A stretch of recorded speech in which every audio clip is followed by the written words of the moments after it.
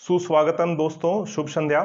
आशा है कि आप सब बहुत अच्छे होंगे और आज आप सभी ने बहुत जोश के साथ यूपी ट्रिपल एस सी पेट की परीक्षा दी। पहली बार इस परीक्षा का आयोजन हुआ है तो संभावना लगाई जा सकती थी सिर्फ कि किस तरह से यहाँ पे प्रश्न पूछे जाने वाले हैं। कोई पहले से इसका अनुभव नहीं था किसी को।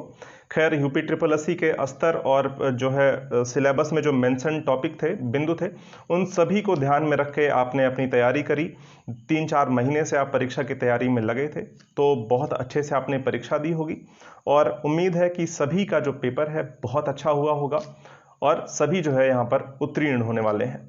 हम यहाँ पर हिंदी व्याकरण का जो प्रश्न पूछा गया है आपकी दोनों शिफ्ट में, फर्स्ट और सेकंड शिफ्ट में हिंदी व्याकरण से जो प्रश्न पूछे गए हैं उन सभी का एनालिसिस करेंगे, उन सभी के बारे में देखेंगे, उन सभी का उत्तर जानेंगे, व्याख्या करेंगे और जो भी आपके कट ऑफ हो सकते हैं प्रश्नों के स्तर के हिसाब से उसको हम लोग यहाँ पर देखेंगे। तो एक एक करके प्रश्न देखते हैं। दोनों शिफ्टों के एक साथ यहाँ पर प्रश्न रखे गए हैं। क्रम कोई ऐसा नहीं है कि निश्चित क्रम में है, सारे प्रश्न अलग अलग क्रम में है। तो उसको आप लोग देखिए। यहाँ पर जो पहला प्रश्न पूछा गया था वो है कि हिंदी दिवस कब मनाया जाता है। ये पहला प्रश्न रहा हो ये जरूरी नहीं है, यहाँ पर प्रश्न जरूरी है कि ये प्रश्न आपकी परीक्षा में पूछा गया। तो हिंदी दिवस कब मनाया जाता है। मैंने आपको इस जब वर्ण विचार की क्लास में पढ़ा रहा था तो उसके पहले क्लास में मैंने भाषा के विषय में आपको बताया था। प्लेलिस्ट में वो सारी वीडियोज हैं, वहां पर मैंने आपको बताया है कि हिंदी दिवस कब मनाया जाता है। इससे संबंधित जो अनुच्छेद हैं उसको भी मैंने बताया था। सारी चीजें मैंने आपको बताई हैं। तो वहां मैंने बताया था कि 14 सितंबर को हिंदी दिवस मनाया जाता है। 1949 में 14 सितंबर के दिन ही जो है संविधान सभा ने यह निर्णय लिया था कि संघ की जो भाषा है वो हिंदी होगी और जो लिपि होगी वो देवनागरी होगी। ठीक है ना। तो ये बात कही थी 14 सितंबर 1949 में, इसलिए 14 सितंबर को ही हिंदी दिवस मनाया जाता है। साथ ही साथ आपको याद होगा तो मैंने आपको बताया था कि अनुच्छेद 343 से लेकर 351 तक का जो अनुच्छेद है यहाँ पर भाषा से संबंधित बातें कही गई हैं और 343(1) में हिंदी के विषय में बात कही गई है। ठीक है। तो ये सारी बातें मैंने आपको बताई थी। 8वीं अनुसूची में हिंदी को जो है राजभाषा का दर्जा दिया गया है, ये भी मैंने आपको बताया था। 8वीं अनुसूची, ठीक है ना। तो ये सारी बातें मैंने आपको बताई हैं। ठीक है। तो यहाँ पर हिंदी दिवस कब मनाया जाता है? 14 सितंबर को मनाया जाता है। 1949 में यह निर्णय हुआ था कि भाषा हिंदी होगी। अब दूसरा प्रश्न है यहाँ पर तो हिंदी का, ये भारत का गवर्नर जनरल, ये हिंदी का प्रश्न नहीं है। हो सकता है यहाँ पर गलती से यह प्रश्न आ गया हो, खैर कोई बात नहीं। यहाँ पर प्रश्न है कि भारत का प्रथम गवर्नर जनरल कौन था। ये तो इतिहास का प्रश्न है, खैर यहाँ पर पूछ लिया गया। हो सकता है ये इसको असेंबल करने में परेशानी और थोड़ी सी जो है हो सकता है मिस्टेक हो गया हो, खैर कोई बात नहीं। भारत के प्रथम गवर्नर जनरल के विषय में यहाँ पर पूछा जा रहा है। तो भारत का प्रथम गवर्नर जनरल कौन था? देखिए, पहले होते क्या थे ना कि बंगाल के गवर्नर होते थे। ठीक है ना। उसके बाद से 1833 के चार्टर एक्ट में बंगाल के ही गवर्नर जनरल को कह दिया गया कि अब ये भारत के गवर्नर जनरल होंगे। ठीक है ना। तो पहला जो है विलियम बेंटिक। बहुत आसान से प्रश्न और भी विषयों के पूछे गए हैं, मुझे नहीं लगता बहुत टफ पूछे गए होंगे। अगर ये स्तर है प्रश्न पूछने का तो बहुत आसान है। विलियम बेंटिक पहला जो है भारत का गवर्नर जनरल था ये। ठीक है। तो अब जो है बात करें बंगाल के पहले गवर्नर जनरल कौन थे, तो बंगाल का वारेन हेस्टिंग था। ठीक है ना। वारेन हेस्टिंग, मैं इसको लिख नहीं रहा हूं, ठीक है, मैं आपको बता दे रहा हूं। वारेन हेस्टिंग जो था वो बंगाल का पहला गवर्नर जनरल था। ठीक है ना।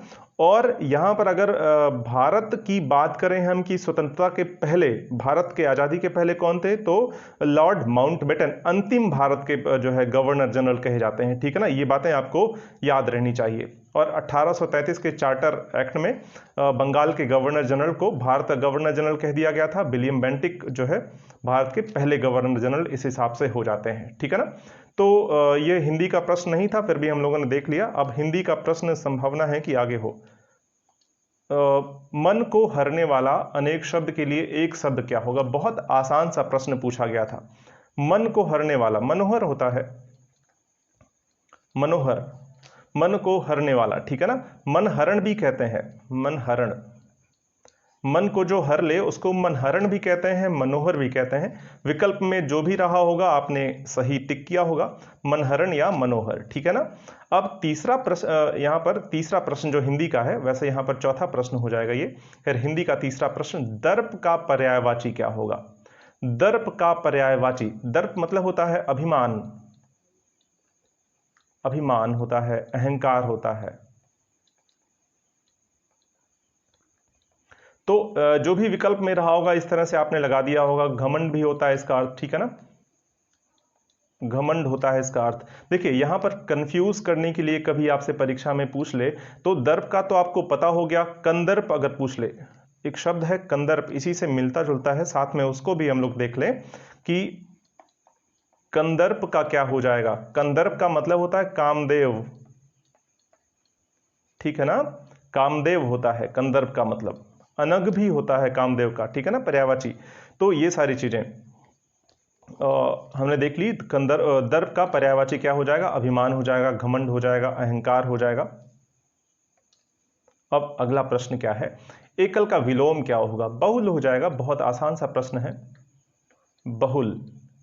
यहां पे एकल में जो है एक में अल लग गया है तो इसलिए एकल हो गया, बहु में अल लग जाएगा तो बहुल हो जाएगा, ठीक है ना।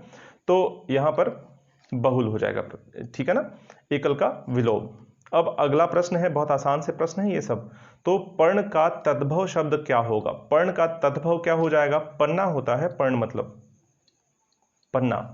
तद्भव शब्द इसका क्या हो जाएगा, जो हिंदी में प्रायः प्रयोग होता है पन्ना होता है। खैर तत्सम इसका क्या है, जो है तत्सम, यानी कि संस्कृत का जो शब्द है वो पर्ण है और जो हिंदी में आप प्रायः प्रयोग करते हैं वो पन्ना है, ठीक है ना। तो ये जो है हमारा एक प्रश्न था।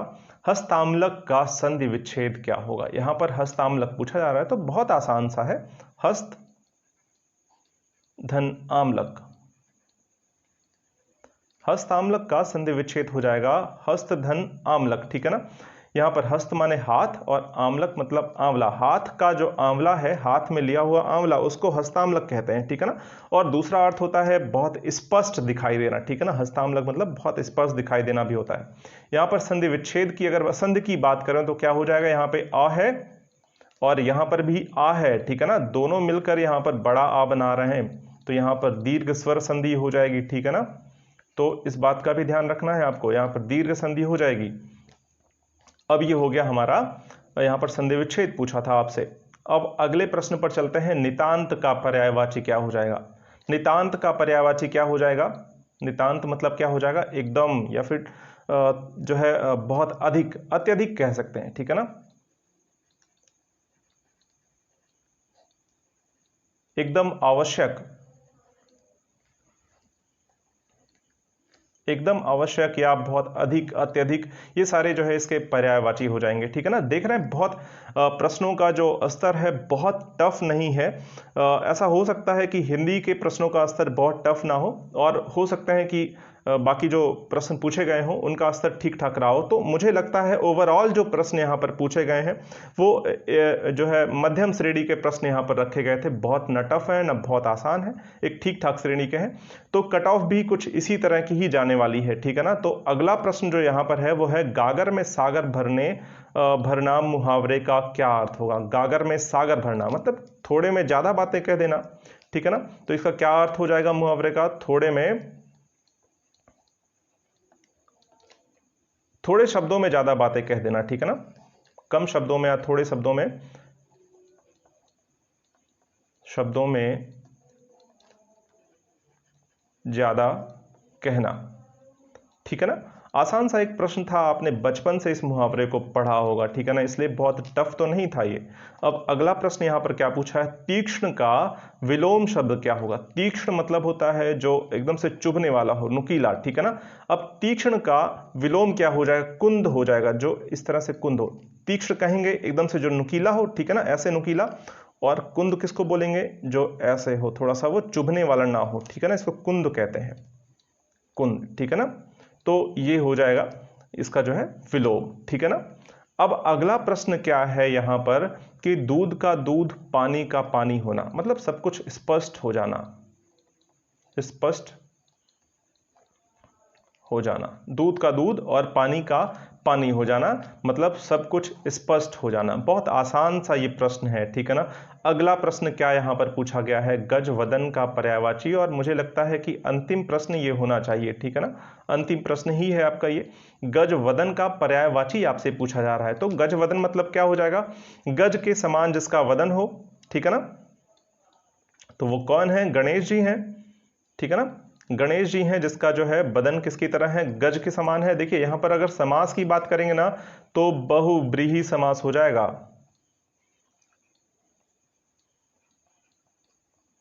बहुव्रीहि समास, ये वाह है, मैं स्पष्ट लिख देता हूं एक बार, बहुव्रीहि समास।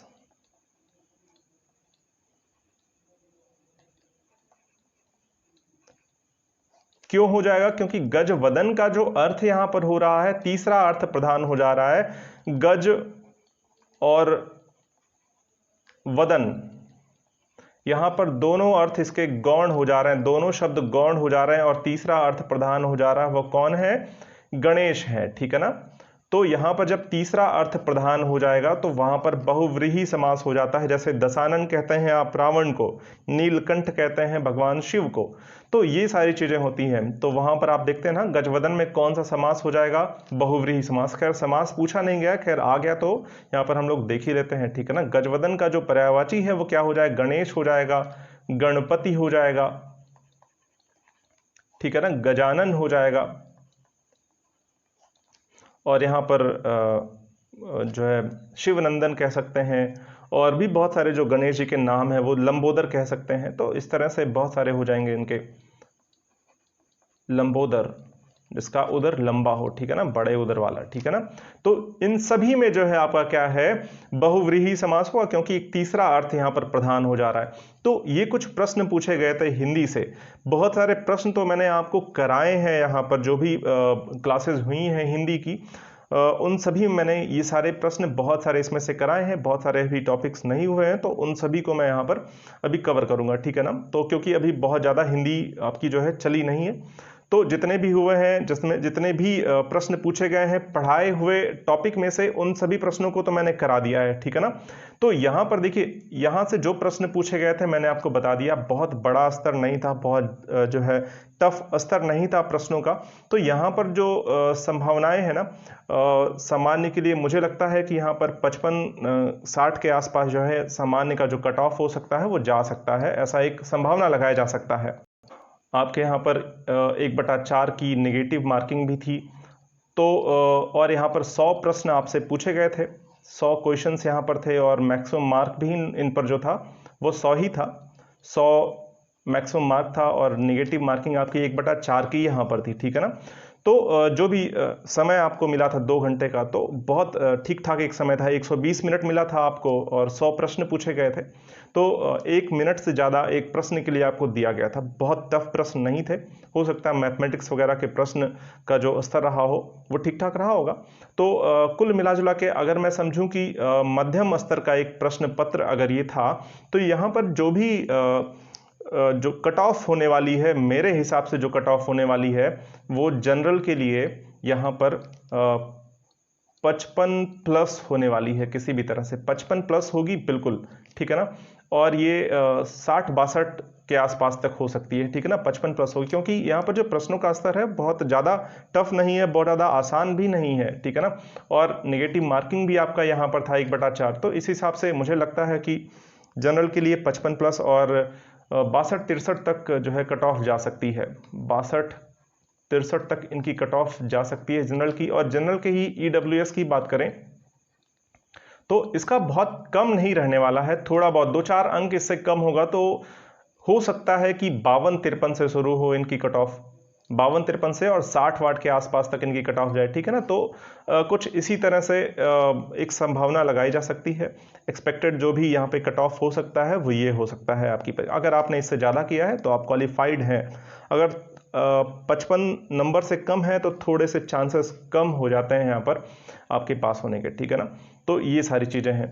और यहाँ पर मुझे लगता है ओबीसी का जो कट ऑफ होगा वो 50 के आसपास से शुरू होगा, 50 से, क्योंकि बहुत ज़्यादा अंतर नहीं होता है अब ओबीसी और जनरल के कट ऑफ में, ठीक है ना। अब तो जो ईडब्ल्यूएस का कट ऑफ है उससे थोड़ा ही कम जो है इनका कट ऑफ होता है, तो 50-55 के आसपास जो भी कट ऑफ रहने वाला है, 55 तो नहीं, क्योंकि हाँ 50-55 के आसपास इसका कट ऑफ हो सकता है ओबीसी का। और एससी की बात करें और एससी एसटी की बात करें अगर टोटल, तो यहाँ पर कह सकते हैं कि एससी एसटी, यहाँ पर एससी की थोड़ी सी कट ऑफ हो सकता है ज़्यादा जाए, तो यहाँ पर एससी एसटी की जो कट ऑफ हो सकती है वो 45 से 50 के बीच में, 45 से 48 के बीच में, या 45 से 50 के बीच में ऐसा हो सकता है, ठीक है ना। ये अलग अलग एससी एसटी दोनों के अलग अलग कट ऑफ की बात करें तो एससी से थोड़ी सी कम हो सकती है एसटी की, तो 43-44 से शुरू होगी और 47-48 तक एसटी की कट ऑफ जा सकती है, 45 से 50 तक आपकी एससी की कट ऑफ जा सकती है। तो ये कुछ जो है यहाँ पर कट ऑफ की संभावनाएं थी, ऐसा हो सकता है कि इसी के आसपास हो। तो चूंकि प्रश्नों का जो स्तर है वो बहुत टफ नहीं था, एक मध्यम श्रेणी के प्रश्न थे। आप सभी ने अच्छा मेहनत किया रहा होगा और उम्मीद है सभी ने बहुत अच्छे से परफॉर्म भी किया होगा यहाँ पर परीक्षा में। तो सभी पास होने वाले हैं, सभी को बहुत बहुत शुभकामनाएं। आगे की परीक्षा के लिए ध्यान दीजिए। अब इस परीक्षा में आपने जान लिया कि किस तरह से प्रश्न पूछे गए थे और उनका क्या उत्तर है, इन सबको जान लिया। अब बहुत ज़्यादा इसमें दिमाग लगाने की आवश्यकता नहीं है, आपको बहुत ज़्यादा इस परीक्षा को लेकर सोचिए मत। आगे जो भी आपकी परीक्षाएं हैं उन सभी के लिए आप अभी से लग जाइए। सभी को शुभकामनाएं। कोचिंग जंक्शन आपके साथ हमेशा जो है लगा हुआ है, कोचिंग जंक्शन के साथ जुड़ें और अपनी परीक्षा की तैयारी आप बहुत जो है अच्छे से यहाँ पे कर पाएंगे। बैचेस शुरू हो रहे हैं, ऑफलाइन और ऑनलाइन दोनों, आप दोनों में ज्वाइन कर सकते हैं जहाँ पर भी सुविधा हो। डिस्क्रिप्शन में लिंक्स हैं, नंबर्स हैं, उन सभी पे आप संपर्क करिए और बैचेस के बारे में जानकारी लीजिए। बहुत बहुत शुभकामनाएं, शुभ रात्रि।